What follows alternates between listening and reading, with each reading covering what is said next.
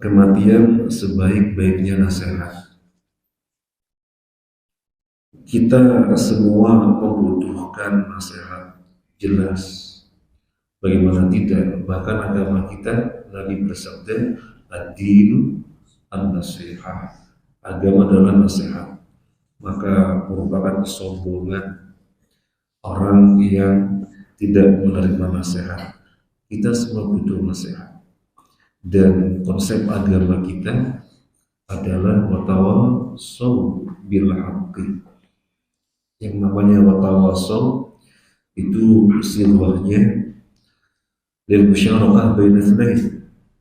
Dalam bahasa kita saling. Yang namanya saling itu dua pihak. Kalau kita pada posisi menasehati, nasehatilah. Kalau kita pada posisi dinasehati, senang untuk dinasehati. Nggak perlu membela diri karena kan posisinya harus dinasehati. Ketika kita bengkok, bisa menjadi lurus kembali setelah dinasehati. Ketika keliru, bisa sadar setelah dinasehati. Ketika kita salah, bisa kembali benar setelah dinasehati. Hidup terasa lebih bermakna setelah bapak dan ibu guru memberi nasihat. Ketahuilah, sebaik-baiknya nasihat adalah kematian. Di antara apapun, siapapun yang merupakan nasihat, maka nasihat yang terbaik adalah kematian. Makanya Nabi memerintahkan kita untuk banyak-banyak mengingat kematian, karena dia sebaik-baiknya nasihat. Dalam 3, di dalam hadis Abu Hurairah, Nabi SAW bersabda, "Athiru dzikra hadhil ladzat al-maut." Perbanyaklah oleh kalian mengingat penghancur kelezatan. Kita benar-benar menyadari betapapun hebatnya fasilitas, lezatnya makanan dan minuman, tingginya kedudukan, glamornya fasilitas, menariknya permainan, indahnya pemandangan, nyamannya rekreasi, asyik masuknya pelampiasan hobi, megahnya gedung, ganteng cantiknya rupawan, dan manisnya bercengkrama, semuanya itu tidak langgeng. Semuanya terbatas. Apa yang membatasi? Kematian yang membatasi. Maka dengan mengingat kematian dan semakin banyak mengingatnya akan menjadikan kita berhati-hati dalam menjalani hidup, dan kita betul-betul menyadari akan terjadinya peralihan dari kehidupan dunia ke kehidupan akhirat yang dimulainya dari alam barzah. Akhirnya kita hidup tidak membabi buta, tidak semena-mena, tidak sekarepe dhewe, dan yang lain-lain. Bersamaan dengan itu, kita akan memperbanyak dan memperkuat ubudiyah. Jadi luar biasa sekali pengaruh kematian, pengaruh mengingat kematian. Luar biasa sekali pengaruh mengingat kematian. Semakin banyak mengingatnya, maka semakin kuat dampak kebaikannya bagi kehidupan kita. Maka Nabi SAW perintahkan agar kita banyak-banyak mengingat kematian. Berikut ini halaman 4, kita nukilkan tentang keadaan dan statement para pendahulu kita yang soleh. Kita nukilkan beberapa saja yang bisa kita nukilkan, yang kita menganggapnya sudah cukup. Yang pertama, Abu Bakar As-Siddiq radhiyallahu anhu. Beliau mengatakan kullu mri'in musabbahun fi ahlihi wal mautu adna bil syiraki na'lihi, rawahul Bukhari. Setiap orang pada pagi hari bersantai dengan keluarganya, padahal kematian lebih dekat daripada tali sandalnya. Artinya apa? Kita menjalani hari-hari kita dengan bersantai bersama keluarga. Sadarilah, kata Abu Bakar Siddiq, kematian lebih dekat. Artinya jangan santai-santai. Bahkan Abu Bakar Siddiq ketika melihat burung hinggap di pohon, terbang lagi ke pohon yang lainnya, beliau menangis. Apa kata Abu Bakar Siddiq? Wahai burung, enak sekali kamu hinggap dari pohon satu ke pohon yang lainnya, mematuk biji-bijian, dan gak ada pertanggungjawaban sama sekali. Sudah mati ya mati. Sementara aku, setiap ucapan, setiap perbuatan, setiap gerak-gerik dimintai pertanggungjawaban. Nangis Abu Bakar Siddiq. Jadi mengingat kematian pengaruhnya bagus sekali kepada perilaku kehidupan kita. Yang berikutnya Abdurrahman bin Auf radhiyallahu anhu. Abdurrahman bin Auf, dia orang yang kaya raya dari kalangan sahabat. Suatu ketika dihidangkan makanan untuk berbuka puasa. Tinggal menyantap saja, menyentuh makanan untuk dimakan, minuman untuk diminum, tapi gak puasa. Ketika itu dia mengingat kematian. Yang diingat adalah kawannya yang telah meninggal dunia, Mus'ab bin Umair. Wahai Mus'ab bin Umair, kau sebaik-baiknya orang. Ketika di Mekah, Mus'ab bin Umair adalah orang yang berpunya.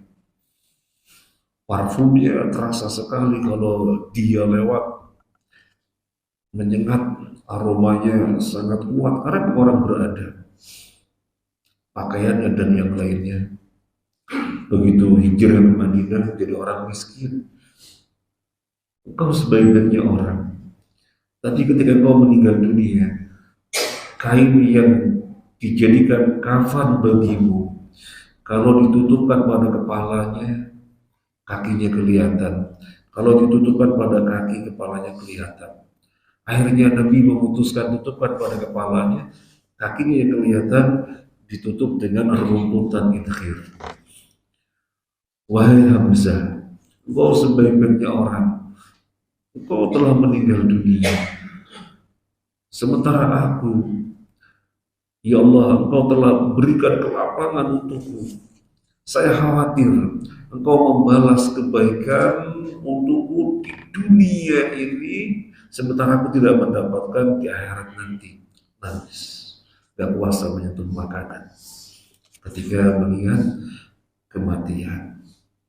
Kira-kira kalau mengingat kematian yang dampaknya seperti ini, akankah menjadi orang yang sombong? Tidak mungkin. Apakah akan menjadi orang yang sekarang dewi? Gak mungkin. Kita lihat Abu Hurairah halaman 6. Kana idza ra'a janazatan qala undu fa innaha 'ala al-athar. Abu Hurairah kalau melihat jenazah lewat, maka mengatakan berlalulah, nanti aku juga menyusul. Nanti melihat jenazah lagi, berlalulah, nanti aku menyusul. Jadi setiap kali lihat jenazah yang terjadi pada dirinya adalah mengembalikan kepada dirinya, nanti aku juga menyusul. Lihat jenazah, maka dirinya berkata, aku juga nanti menyusul. Pada saatnya nanti aku pasti menyusul. Yang berikutnya Abu Darda. Abu Darda mengatakan, idza dzakartal mauta fa'ud nafsaka ka'ahadihim. Kalau kamu mengingat mati, maka masukkanlah diri Anda pada bagian mereka. Si fulan wafat, si fulan wafat, si fulan wafat. Aku juga nanti seperti mereka. Sebelum Ramadan kemarin kita menyolati berapa orang jamaah kita wafat, wafat, wafat, wafat. Gak dapatin Ramadan. Ada yang dapatin Ramadan sampai selesai, alhamdulillah bulan Syawalnya wafat. Pak Tohiban yang terakhir kita tahu. Beliau lagi main tenis, kemudian duduk, kemudian pingsan, wafat. Maka kata Abu Darda, rahimahullah rahmatan wasi'atan. Apa kata Abu Darda radhiyallahu anhu? Kalau kamu ingat kematian, masukkanlah diri Anda bagian dari mereka. Saya juga nanti seperti mereka. Saya juga nanti seperti mereka. Lebih lanjut, maksudnya pada kesempatan yang lain Abu Darda mengatakan, Abhakani mu'ammilud dunya wal mautu yatlubuhu. Mengherankan aku jadi ketawa, aku pengen ketawa. Orang yang terus memimpikan dunia, padahal mati senantiasa mengintainya. Wa ghafilun wa laysa maghfulan anhu. Aku mau ketawa, kok bisa orang lalai, padahal kematian tidak pernah lalai darinya. Wa dhahikun bimil'i fihi wa la yadri aradiyallahu am askhatahu. Aku heran, aku pengen ketawa kepada orang yang ketawanya sedemikian terbang-bang. Padahal dia gak tahu Allah ridho kepada dirinya ataukah murka. Ini ucapannya Abu Darda. Yang berikutnya Sa'id bin Jubair. Sa'id bin Jubair ini murid Ibnu Abbas. Sa'id bin Jubair mengatakan, "Lau faraqa dzikral mauti qalbi la khasyitu ayyafsuda alayya qalbi." Kalau hatiku sudah gak bisa mengingat kematian, aku khawatir hatiku telah rusak. Jadi dia melihat hatinya masih sehat atau masih bagus, dilihat suka ingat mati apa enggak. Kalau hatinya enggak ingat mati, terlena dengan kehidupan apapun yang disenanginya, maka hatinya dilihatnya telah mati. Dia merasakan hatinya telah mati. Dan Umar bin Abdul Aziz rahimahullah, cicitnya Umar bin Khattab, seorang khalifah Bani Umayyah yang dipopulerkan sebagai Khulafaur Rasyidin yang kelima. Khulafaur Rasyidin hanya 4, tetapi mungkin karena kemiripannya di dalam mengendalikan kekhilafahan, maka ada yang mengatakan Khulafaur Rasyidin yang kelima. Cicitnya Umar bin Khattab, anak dari seseorang putranya penjual susu. Karena Umar bin Khattab suatu ketika lagi inspeksi, melihat keadaan rakyat, di suatu malam terdengar dari balik rumah, dari balik dinding percakapan dua orang wanita terdengarnya. Yang satunya bilang, udah dicampur dengan air, ayo biar banyak. Jangan Bu, sudah ada maklumat dari Amirul Mukminin, mulai sekarang gak boleh ada lagi susu yang dicampur air. Semua susu yang dijual harus asli. Tapi kan Amirul Mukminin gak dengar. Bu, meskipun Amirul Mukminin gak mendengar, tapi Allah Maha mendengar. Kata Umar bin Khattab, wahai Aslam, ajudan yang namanya Aslam, tandai rumah ini, nanti kamu cari tahu siapa kedua wanita itu. Kemudian dicari tahu ternyata seorang ibu dengan anaknya. Maka kemudian Umar bin Khattab melamar untuk putranya yang bernama Asim. Umar bin Khattab menanya kepada anak-anaknya, siapa yang mau menikah? Asim mau menikah. Dinikahkan dengan seorang gadis anaknya rakyat menjual susu. Jadi presiden berbeda dengan rakyat. Gak apa-apa. Yang dilihat adalah kesolehan. Kesolehan itu kufu, padanan yang tidak boleh tawar-tawar. Kalau strata sosial, darah biru apa darah coklat, kemudian jenjang pendidikan, S1 apa SMA, itu boleh tawar-tawar. Tapi kalau kesolehan tidak boleh tawar-tawar. Nah, lahirlah dari Asim dan gadis putri penjual susu seorang anak, dan lahirlah anak yaitu Umar bin Abdul Aziz. Umar bin Abdul Aziz mengatakan, "Ala tarawna annakum tujahizuna kulla yawmin ghadiyan ara'ihan ila Allah azza wa jalla tad'unahu fi sud'in min al-ardi qad tawassada turab wa khalaqa al-ahbab wa qata'a al-asbab." Tidakkah kalian mengetahui kalian setiap hari, pagi, sore ini berjalan menuju Allah untuk kalian dibaringkan di liang lahat yang kemudian ditutupi dengan tanah, keluarga nganter, tapi setelah itu pulang maka terputuslah segalanya. Itu kalian setiap hari begitu, pagi sore berjalan menuju Allah, pagi sore berjalan menuju Allah sampai pada saat kalian dibaringkan di liang lahat. Itu ucapannya Umar bin Abdul Aziz. Yang berikutnya Abu Hazim. Siapa Abu Hazim? Seorang tabi'in yang lahirnya di zaman sahabat Ibnu Umar. Seorang tabi'in yang lahirnya di zaman Ibnu Umar.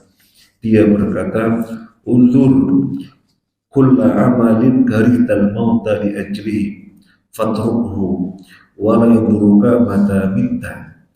Lihatlah setiap aktivitas pekerjaan yang karenanya Anda membenci kematian, lalu tinggalkanlah.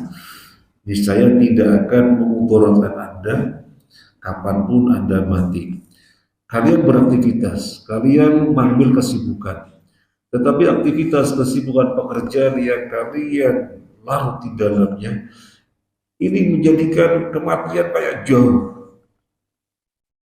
menjadikan hal-hal yang sifatnya mempersiapkan kematian menjadi tidak diambil. Udah tinggalkan aktivitas itu, tinggalkan pekerjaan itu. Karena kalau Anda meninggalkannya, kapanpun kematian mendatangi kamu, gak membahayakan. Tapi kalau kamu tidak meninggalkan aktivitas yang melalaikan kematian itu, begitu kematian datang, maka membahayakan kamu. Karena kamu mati dalam keadaan tidak siap menghadapinya. Ini Abu Hazim. Yang berikutnya Zunnun al-Istri, orang soleh yang hidup tahun sekitar 700-an, lebih pas 800-an ya, 796 sampai 859. Zunnun al-Istri suatu ketika didatangi oleh seseorang, tetapi bersama orang ini orang-orang hedonis, para pecinta dunia. Maka kesempatan bagi Zunnun al-Misri untuk menasehatinya.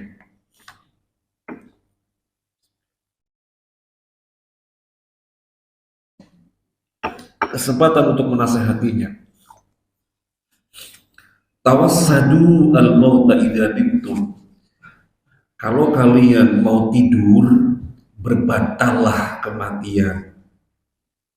Waj'aluhu nusba a'yunikum idza kuntum. Kalau kalian bangun, kematian dijadikan sangga pada mata kalian. Jadi kalian bangun melek, biar matanya tetap melek, disangga dengan kematian. Tidur berbantal kematian, melek bersangga dengan kematian juga. Kunu ka'annakum la hajata lakum ila dunya. Jadilah kalian orang-orang yang seakan-akan tidak butuh dunia. Wala budda lakum minal akhirah. Akhirat saja yang kalian mestinya kejar. Ini nasihat untuk orang-orang hedonis. Orang-orang yang ada pikiran yang dalam pikirnya itu pokoknya dunia. Jadi sedemikian rupa terkontaminasi dengan perkara dunia ini. Maka itu dalam kesempatan untuk menasehatinya. Maka demikian pula kita kalau misalnya ada kesempatan untuk nasihati. Ini datang siapa nih? Wah, orang-orang yang bagaimana kita nasihati. Seperti misalnya pada buka bersama kemarin, kan banyak yang datang. Di antaranya yang datang ini, ya mungkin mahasiswa, karena kan usia mahasiswa, memang terbanyak juga mahasiswa gitu. Loh kok datangnya pakai celana pendek, gitu ya. Maka kita datang, kita nasihat itu aurat loh mas. Bingung dia, berarti kan sesungguhnya tahu karena dia bingung gitu ya. Nasihati. Uh, Kalau kita pada posisi memberi nasihat, nasihatilah. Sebagaimana kalau kita pada posisi dinasehati harus senang menerima nasihat. Kau usah membela diri, itu sombong namanya. Dinasehati malah cari-cari celah untuk melawan orang yang menasehati. Sombong itu.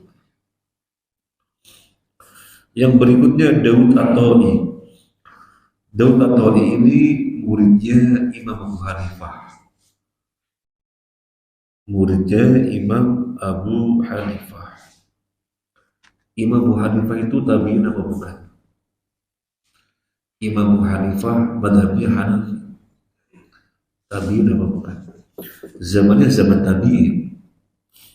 Tetapi beliau tidak berjumpa dengan sahabat. Ketika Imam Abu Hanifah hidup, ada sahabat yang hidup ketika itu, diantaranya adalah Anas bin Malik radhiyallahu anhu. Tapi Imam Abu Hanifah tidak berjumpa dengan Anas bin Malik, sehingga zamannya zaman tabi'in, tapi dia tidak disebut tabi'in. Suatu hari Haris bin Idris berkata kepada dia, berilah aku nasihat. Wahai Daud At-Ta'i, berilah aku nasihat. Apa jawabannya? Askarul maut yang tadirunaka. Tentara kematian sedang mengintai Anda. Kira-kira kalau bapak-bapak, ibu-ibu, tiba-tiba ada orang datang, Pak, Bu, tolong nasihatin saya. Kira-kira mau nyampein nasihat apa? Kira-kira mau nasihatin apa? Misalnya ada orang datang, Pak Win, tolong nasihati aku, Pak Win. Pak Win mau nasihati apa, Pak Win? jadi konteksnya umum sekali. Tolong nasihati aku. Ya. Kalau Pak Win yang datang kepada saya, tolong nasihati aku. Ayo nikah lagi.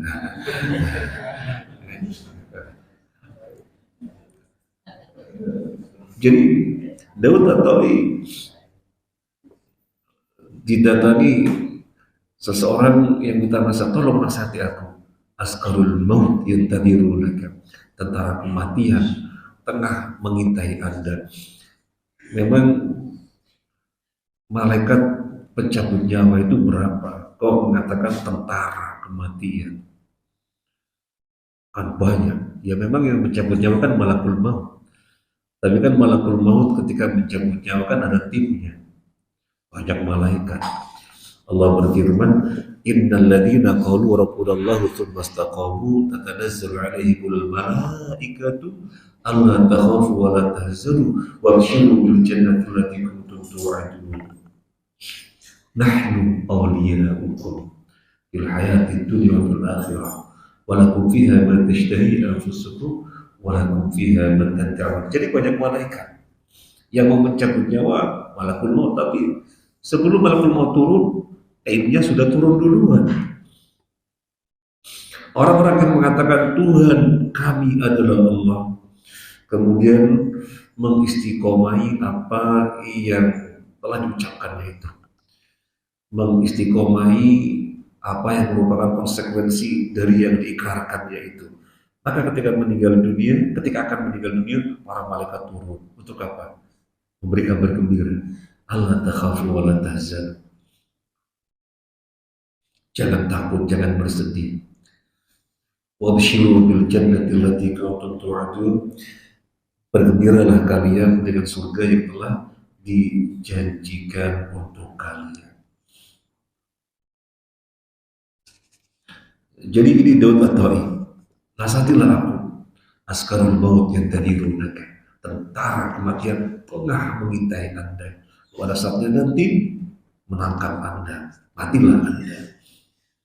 Yang berikutnya Luqman rahimahullah ta'ala. Luqman ini sampai dijadikan nama surat di dalam Al-Quran. Siapa itu Luqman? Ibnu Abi Syaibah, Imam Ahmad di dalam kitab Zuhud, dan Ibnu Jarir, Ibnu Munzir, dan Ibnu Abi Hatim meriwayatkan dari Imam Mujahid.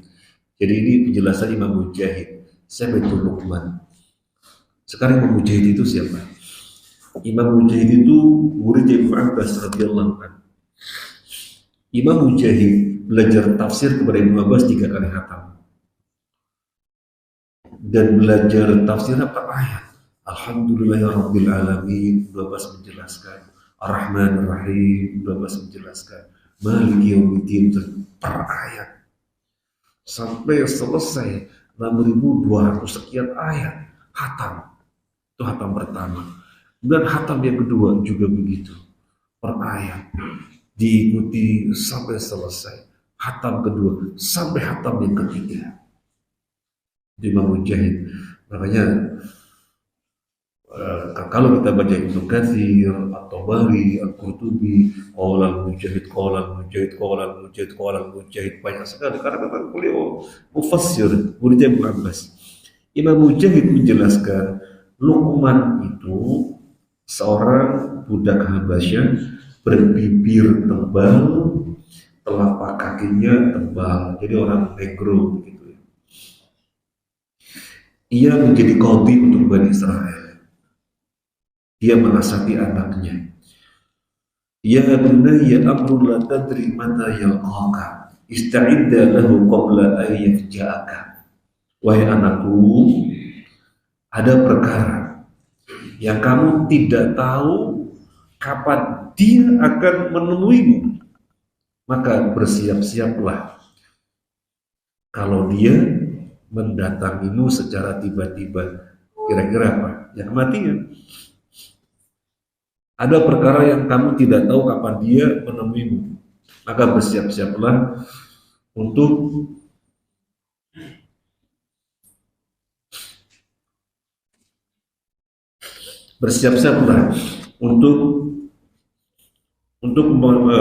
menyambutnya sebelum dia datang tiba-tiba. Kalau di dalam Al-Quran, Luqman menasihati anaknya terkait apa?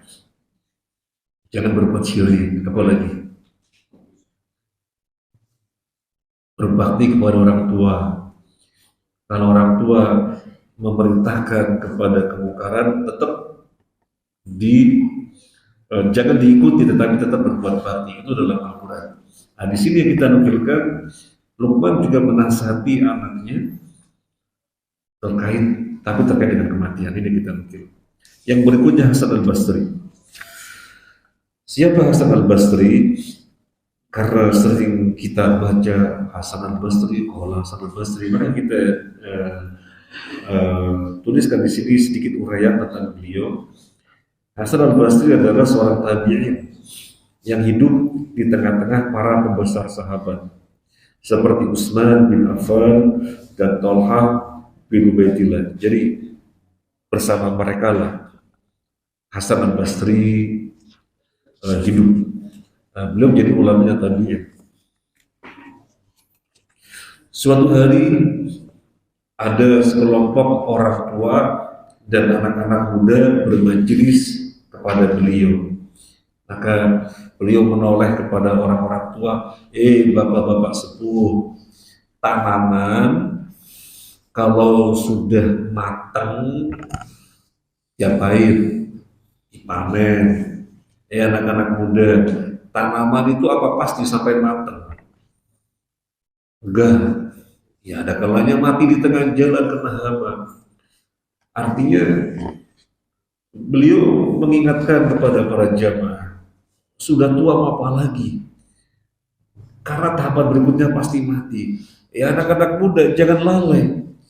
Gak pasti umur kalian sampai tua. Banyak tanaman di tengah jalan itu kena hama.